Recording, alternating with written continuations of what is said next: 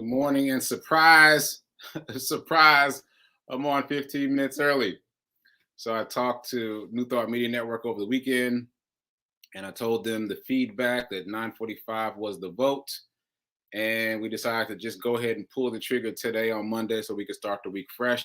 And also to give me a chance here on Monday to practice having a half-hour show. But I see people are tuning in. How'd you find me? How'd you find me? I thought I would have this extra 15 minutes to myself. All right. So as you can see, I just finished running. Well, I guess you can't really tell, huh? Because this is how I usually look. But I've got my little run thing on. I got my little post run drink. I just came in, so I too have to get used to 15 minutes early. Anyway, let me do all the normal stuff. Happy Monday. This is episode 36 of season 2 of the Be Your Own Hero show. This season is about financial literacy, but more like spiritual prosperity. I like that better. Again, this is season 2. Today, obviously, is Motivation Monday. This is the 15th day of November. HERO is an acronym. It means helping everyone reach optimism. And that is my effort to uplift and empower the unhoused. Yeah, my jaw is still cold. That's what's happening. My jaw is still cold, so I'm still warming up a little from coming inside. Usually all this has happened by the time you guys see me. Okay. So, disclaimers. I'm not a certified personal trainer, nor am I a licensed financial advisor. So do your own homework, do your own research. I'm just telling you about the things that have worked for me, and in many cases, the things that have not worked for me. Check me out here Monday through Friday, now at 9:45 a.m. Eastern Time. Oh, that's 8:45 a.m. Central and 7:45 a.m. Mountain. And if this show provides any value, feel free to like, comment, tweet, share, make a donation. And as always, the Hero Shop is open. You can just go to sekouwrites.com. That's my website, and you can find everything there. Okay, so my first half-hour show. Let's do the Hero Ministry news. So there's so much that happened over. Oh, there's people in the chat. Okay, all right. Shout out to the people that found me. Shout out to Tim. Shout out to Linda. Shout out to Tim with the morning coffee. I appreciate it. Thanks, guys, for finding me. All right, so it was a busy weekend for the Hero Ministry movement. Today is day 168. That means that I have been running for 168 days in a row since the first day of June. I've been running at least a mile a day every day. For the past 66 days, I've been running more than a 5K, at least a 5K every day. So that said, I ran a 10K on Saturday, but let me circle back to that. Let me finish doing the numbers. So day 168, that means that there are 20 days left until Hoodies for the Homeless, which is an event created by Project Lovestrong. This is the 4th annual Hoodies for the Homeless event. It'll be in Nashville, Tennessee. The 3rd annual Hoodies for the Homeless event is where I launched what has become the Hero Ministry movement. And at the time it was just Hero Hoodies, and it has expanded and expanded and expanded. So as of yesterday, I had run 453 miles. Wow, 453 miles. That means as of yesterday, I had 47 miles left. I haven't added up my miles for today yet, but I did run over a 5K, so I have to add that in. Also, as of yesterday, we have $1,500 left to reach our goal of $5,000 donated to all 8. Sorry, $5,000 divided evenly between the Elevating 8 nonprofits. There are 8 different nonprofits that I'm contributing 100% of the proceeds of this run to. All 8 of those nonprofits work with the unhoused community in 4 different cities. Okay, that said, I'm anxious to talk about the 10K because that dovetails perfectly with what I'm talking about now, the numbers. So on Friday, I was interviewed by Fee King for the Fee King Show. Fee King and I have known each other for many years, and we try to support each other's ventures. And before in the run up to the show, when we were doing the prep for the show, she was talking about the fact that she was going to be running her first 10K on Saturday. And I was like, oh, that's pretty cool.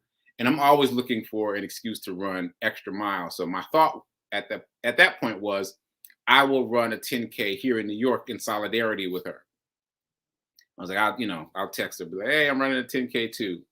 So that was my plan. And then we did the interview on Friday, and and hearing about her 10K inspired me to look it up. And when I looked it up, I found out that 10K in Baltimore was supporting a nonprofit called Back on My Feet. And what does Back on My Feet do? They support the unhoused through running. And I was like, oh, I think I want to be a part of this. I had never heard of this nonprofit before. And the concept is so novel. I'd never heard of this before either. So what they do is they actually go to homeless shelters and they recruit the unhoused and ask them to run at least 3 days a week. So 3 days a week for 30 days. And if they are able to do that, they're able to meet that commitment, set that goal, and meet it at least 90% of the time. At the end of those 30 days, the nonprofit invites them to do other things. Like they give them financial aid, they give them job skills training, they give them financial literacy classes, which I was very excited about considering the scope of season 2 here. So I was just really amazed with that work. And so what they have found is the act of setting a goal is what motivates the unhoused, but also us. Like, because in the other reading I've done during this time period, I can't tell you how many different thought leaders say that if you have a goal, your life changes. Your life slowly begins to move itself towards that goal.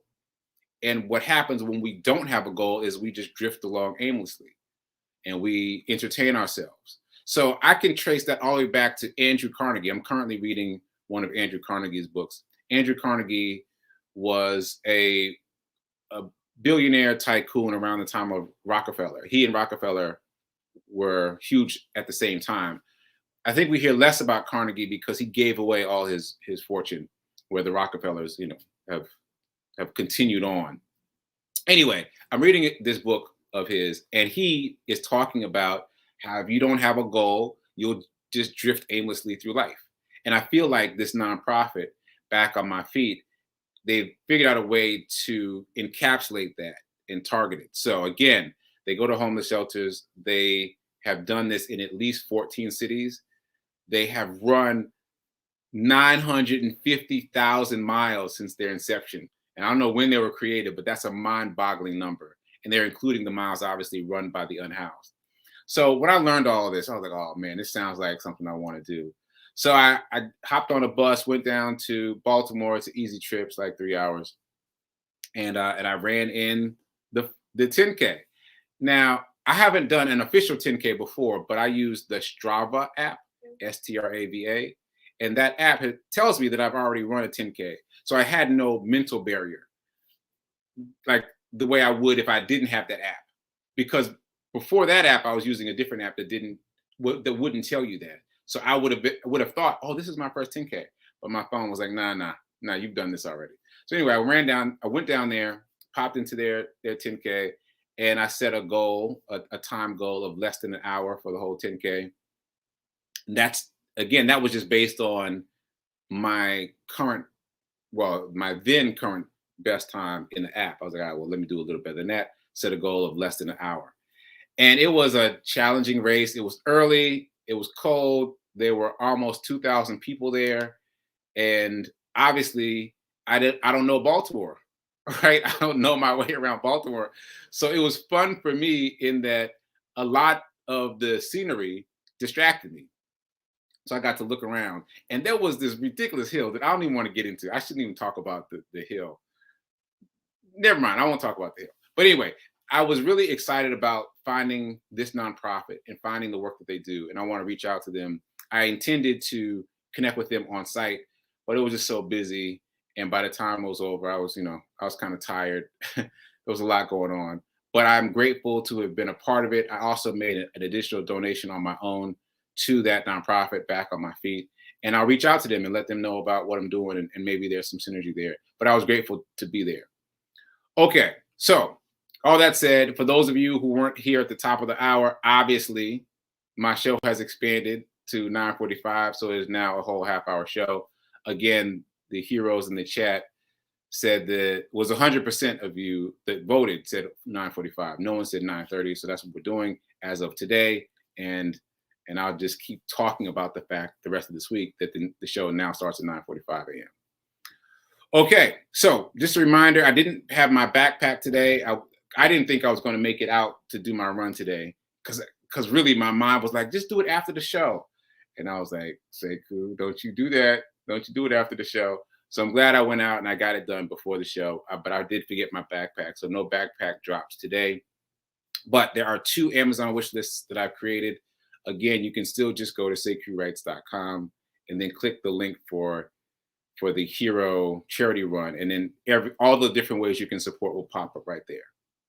Okay, so last thing about the weekend, I think, is that I also guest hosted Living Life in Joy, which if you've been watching, you know is Rev Melissa's Sunday show. I guest hosted on Sunday, and I interviewed the 8th nonprofit from my charity run. So my hero charity run, again, is in support of 8 different nonprofits that work with the unhoused community. The most recent of those 8 is called Nashville Launchpad, and they reached out to me, which I was thrilled about. They reached out to me to ask if they could be a part of this effort. And so I interviewed Brandon Marshall. He's on the board. He's the person that reached out to me. He's on the board of Nashville Launchpad. And we talked a bit about what they do and how he got involved and how he found me, which was a pretty cool story. So if you missed it, please watch the replay. Again, this was yesterday's Living Life in Joy, so it's available via replay on Facebook and YouTube. So check that out. Okay, so let's talk about money. Let's talk about money. Let's do our affirmation. Let me find that right quick, and then I want to talk about NFTs again. Here we go. So I am so happy and grateful to be a multimillionaire in every area of my life. Let's do that again. I am so happy and grateful to be a multimillionaire in every area of my life.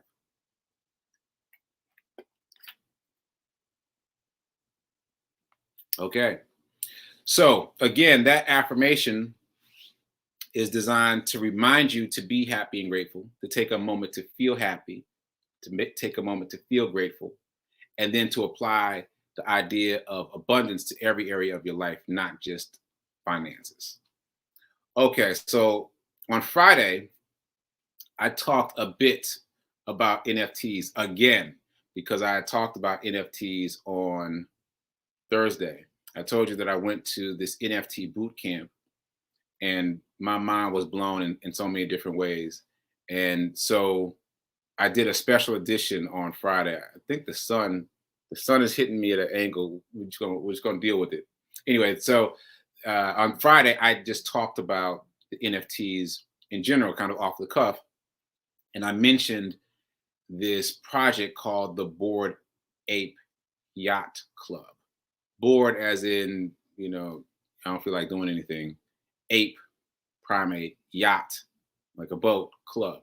So I'm not sure where they came up with that name, but I want to show you what we're talking about. I might have to close the blinds though. It's a little bright. Let me know if it's too bright, if I'm being washed out. But this is the Bored Ape Yacht Club. Again, these are NFTs. These are NFTs that were created by, I believe, one artist. And each one is slightly different, or maybe not so slightly different from the other.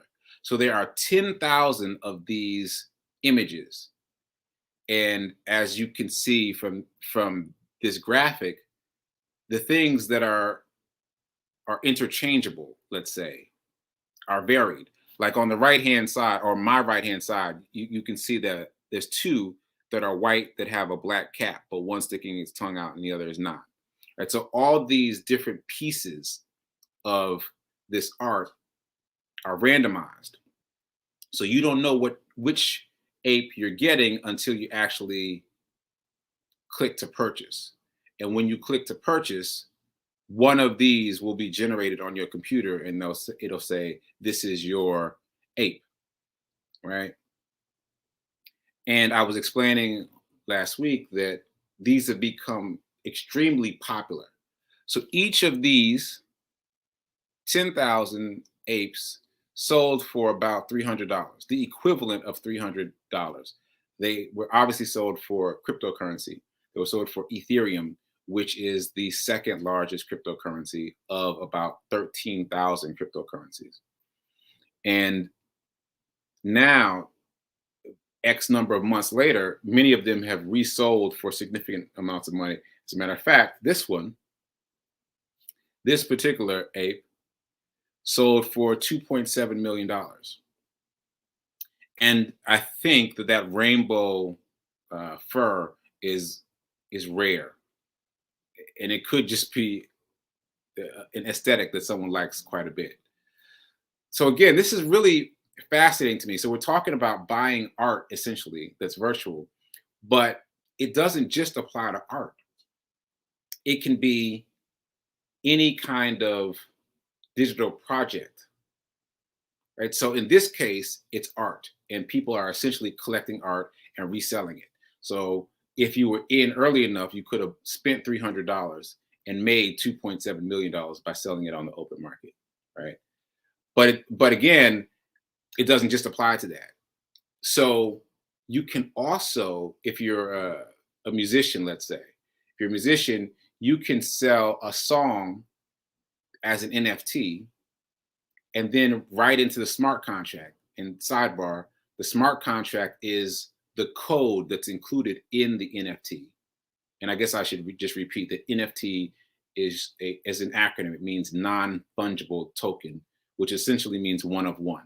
Whatever it is, it could be a song, it could be a tweet, it could be a bored ape, it could be any number of things, but it's one of one. So you can write into the code that every time this song is sold again, I get 20%. Right? So if I'm a song maker, I'm a singer, songwriter, whatever, I create this song, I release it as an NFT, and this is just one of one. So I would have to make, like, I don't know, a bunch of them and then sell them. But for each one that's resold, I get 80% or 20%. That means that the person who sold it, my fan, gets to make some money, which is unheard of. Like, usually it's just the record company that would make the money. But now you can have it written into your smart contract that your fans can make money by supporting you, by continuing to sell your work. And you get a kickback also. So as you can imagine, the artist community is getting very involved in NFTs quickly because it completely changes the way they can monetize their art. And matter of fact, when I went to the boot camp, they happened to use me as an example. I was chatting with one of the facilitators early, and so during the session, he was like, "Well, suppose you're a writer like this guy, Sekou," and then they gave this example where I was getting 20% of this book that I wrote every time that it got resold, and so I was making, more and more money every time it got sold, which was a fascinating example. So there are many different ways to monetize NFTs as artists, but because the space is so new, people are still trying to figure out exactly how to do that. So in this space, we're talking about investing. So let me bring it full circle. So I've been talking about bricks that are long-term bricks. Like, in other words, set it, forget it, just buy, hold, and leave them there. And so the first one I talked about was what I call a garden money brick, which is an index fund. And the second brick is a growth money brick, meaning stocks that do not pay dividends. Third brick, an income money brick, which is dividend paying stocks. And then that took us to FANG, which is no longer FANG. FANG, if you remember, is an acronym, or was an acronym that stood for Facebook, Apple, Amazon, Netflix, Google. But Facebook has literally changed its name on NASDAQ. So Facebook is now Meta. So the acronym is now MANG, right? And anyway, that is an evidence of how much Facebook believes in the metaverse, this coming evolution of the metaverse. And I say coming, but it has already happened. Matter of fact, on my run today, I passed an ad for Facebook's virtual reality device. So it's goggles and these hand holders, and that's how you access the metaverse. Anyway, I'll circle back. So those are the bricks. And for me, I also mentioned the real estate investment trust, but I haven't chosen one yet. So we'll circle back to that. Where I want to spend most of my time in terms of bricks is this risk money brick. This risk money brick of cryptocurrency, NFTs, the metaverse, they're all intertwined. And they seem to be the place where there is potential exponential growth. Now, obviously, I have to give the disclaimer that everything could go sideways. That said, it really seems like this would be the kinds of conversations that people would have been having about cars when railroads were still popular. Like it seems like the earth is shifting around this new technology. Okay, so to break that down a bit, let's talk about the internet. You remember when the internet first came out? Like it was kind of fringe. You kind of barely heard about it, right? And those first websites were just text on a screen. They were really ugly and basic, right? And then they evolved to what we use now, which is called Web 2.0. Like websites are a part of our lives. We don't even think about it anymore. We're using websites all the time. The interesting thing that I hadn't thought about that I learned over the weekend is that there's only one thing you can control. There's only one thing you can own in Web 2.0, and that's a domain name. So sekouwrites.com, for example, newthoughtmedia.org, right? ntmedia.org, which is short for newthoughtmedia.org. That's the only thing that you can own in Web 2.0. So all the content that we post on Facebook is technically owned by Facebook. All the tweets that we tweet are technically owned by Twitter. So the big shift that's coming in terms of Web 3.0, which includes the metaverse, cryptocurrency, NFTs, is ownership. That we, the people, can own a part of the metaverse in a number of different ways. So obviously we can own art like the Bored Ape Yacht Club series that I just showed you, or we can own, so that's an NFT. We can own cryptocurrency, which is how people pay for things within the metaverse. Also in the real world more and more, but definitely in the metaverse, people are using cryptocurrency to buy goods and services. And also you can buy real estate within the metaverse. So the way that works, as far as I understand it thus far, is each of these games, there's one that's really popular called Fortnite. You might want to look that one up. So within these games, it's like open space. Like you can engage with a specific objective the way video games of old were, or you can just kind of roam around. And if you're roaming around, you might encounter something that you want to interact with. Well, if you're an investor, you can buy space, billboards, museums, what have you, things that exist inside the metaverse for all these other people to interact with. And I mentioned before that I think he's a rapper, there's a musician who just did a concert within the game of Fortnite that was attended by, I think, 50 million people. So that's real people sitting at home, but they put the goggles on and they hold these controllers. They go into the metaverse to watch the avatar of Travis Scott perform this concert. So it's really mind-bending stuff. It's, if you ever see The Matrix, this is essentially what is happening. Like it or has happened. It's this idea of being plugged into a different reality that's parallel to our current reality. But the thing is, we can own. And those of us who are in early, and I know it may not seem like we're in early because we talk about this all the time now, but we're in super early. We're in what's called the early majority. Like the world hasn't completely woken up to it yet, but there were significant advancements in the metaverse during the pandemic because everyone was at home, getting inside these virtual reality headsets. So, all that said, this is what I want to say about it. Again, I'm not a financial advisor, but I would suggest that we all need to have a piece of Facebook, which is only Facebook for the consumer side now.